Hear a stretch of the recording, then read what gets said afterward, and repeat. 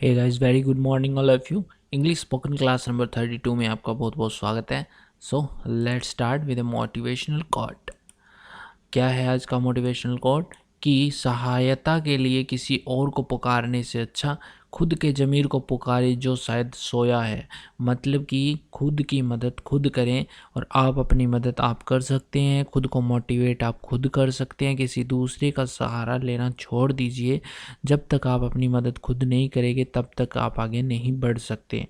इस बात को पूरी ज़िंदगी याद रखना दोस्तों, ठीक है। So let's start. हमेशा की तरह मैं आपको बताता हूँ कि ये हमारा रेफरल प्रोग्राम है और इसे आप ज्वाइन कर सकते हैं। 50% आपको कमीशन मिलेगा। कोई भी सेल करवाते हैं आप हमारे प्रोडक्ट की, अगर आप ज्वाइन करना चाहते हैं तो इन नंबरों पे कांटेक्ट करें। चलो, आज हम बात करने वाले हैं कंडीशनल सेंटेंसेस की। कौन से होते हैं? जो कंडीशन को बताते हैं। कैसे? Such a sentence which shows the condition is called conditional sentences. Okay, जैसे कि रूल नंबर 1 देखें तो डू नॉट यूज विल और shall in a clause with if. अब देखो, ये सेंटेंस क्या इफ़ से शुरू होते हैं। इफ़ के साथ कभी भी विल शेल मॉडल कभी भी नहीं लगता है, याद रखना, ठीक है। After if in the place of then use comma, यानी कि इफ़ के बाद जो सेंटेंस हो, सेंटेंस जब खत्म हो गए दूसरा सेंटेंस, यानी कि इफ़ के बाद हमेशा ही दो क्लोज आते हैं।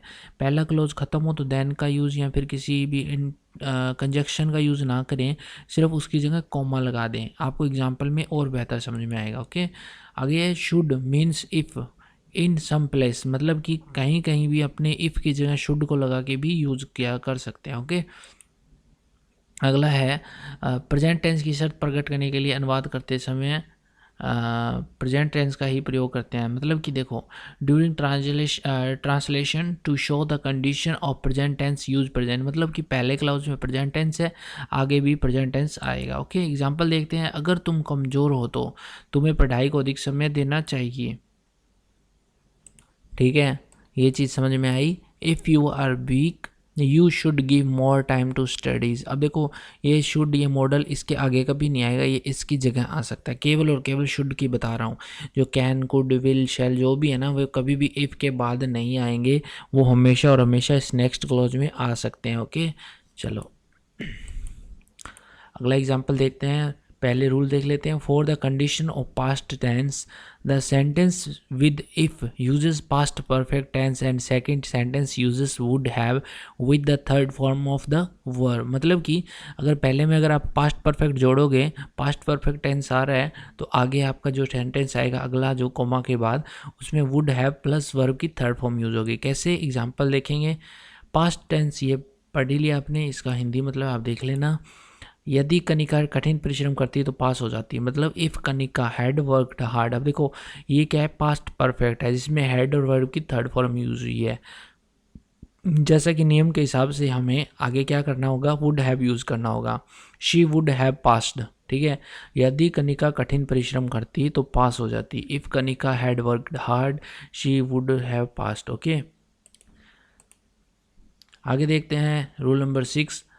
इन passive voice would have been is used with the third form of the verb. मतलब कि अगर आप पैसिव वॉइस बना रहे हो तो वुड हैव बीन यूज होगा। ओके, कैसे? देखो, अगर सरदार पटेल का देहांत न हुआ होता तो कश्मीर समस्या हल हो जाती, तो मतलब यहाँ पे पैसिव है।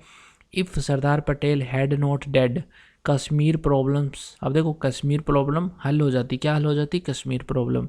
तो Kashmir problem would have been solved. Okay, if के बाद सरदार पटेल यहाँ पे सब्जेक्ट है और बाकी ये सेंटेंस है, कॉमा लगा हुआ है।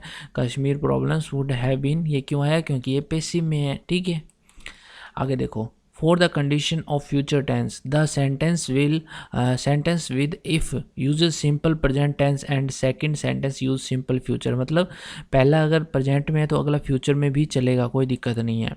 जैसे कि देखते हैं एग्जाम्पल। यदि तुम परिश्रम करोगे तो तुम उत्तीर्ण हो जाओगे। If you work hard you will pass. अब ये आगे वाले सेंटेंस में विल शैल कुछ भी आ सकता है, बट इफ़ के बाद नहीं आएगा। ओके, आगे देखते हैं। For fictional condition singular subject is used with a plural verb. कैसे? देखते हैं। यदि वह मेरे स्थान पर होता तो बीमार पड़ जाता। If he were at my place he would fall ill. Okay, if he were at my place, अगर वह मेरे स्थान पर होता, ही वुड फॉल इल, ठीक है, फिर वो हो जाता, बीमार पड़ जाता। ओके, ठीक है। ये देखो इसमें क्या बोला है इसने बोला कि फॉर फिक्शनल कंडीशन, मतलब कि काल्पनिक बातें, ये काल्पनिक है कि यदि वह मेरे स्थान होता है ऐसा हो जाता, अगर मैं पीएम होता तो ये कर देता, वो कर देता, ये वाली बातें फिक्शनल होती है, इनको इस स्ट्रक्चर के हिसाब से लिखेंगे। ओके, सो गाइज इस कंडीशनल सेंटेंस यहाँ पे ख़त्म होते हैं। आई होप आपने ये चीज़ें समझी होगी कि ऐसे यूज़ करना है। कुछ भी डाउट है तो आप मेरे को कमेंट कर सकते हैं। ओके, एंटिसिपेट, एंटिसिपेट क्या होता है? आशा करना, उम्मीद करना कोई चीज़ से, ठीक है। फोर से करना, एक्सपेक्ट करना। ओके, अगला देखते हैं इंटुएटिव, इंटुएटिव, इंटू फिर इटिव बोलो, इंटुइटिव, सहज ज्ञान, ऑटोमेटिक, नेचुरल नॉलेज होना कोई चीज़ का, ठीक है। अगला है थवाट, थवाट क्या होता है? विफल करना, विरोध करना, अपोज, प्रोटेस्ट।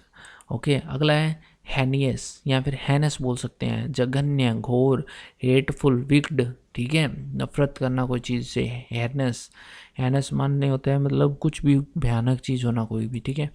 अगला है कैजुअल, कैजुअल क्या होता है? आकस्मिक, अचिंतित, मतलब कि एक्सीडेंटल, केयरलेस होना, केयरलेस से अपने इस चीज़ को रिलेट कर सकते हैं। ओके, ठीक है, चलते हैं आगे। नेक्स्ट है डिलीजेंस, डिलीजेंस क्या होता है? प्रयास, परिश्रम, एफर्ट। ओके, अगला है प्रोलॉन्ग्ड, प्रोलॉन्ग में तो होता है लंबी, दीर्घकालीन, एक्सटेंडेड, बढ़ी हुई कोई चीज़, जैसे तारीख बढ़ जाती है कोई भी एग्जाम फॉर्म की, उसी प्रकार से डिलेड होना, ठीक है।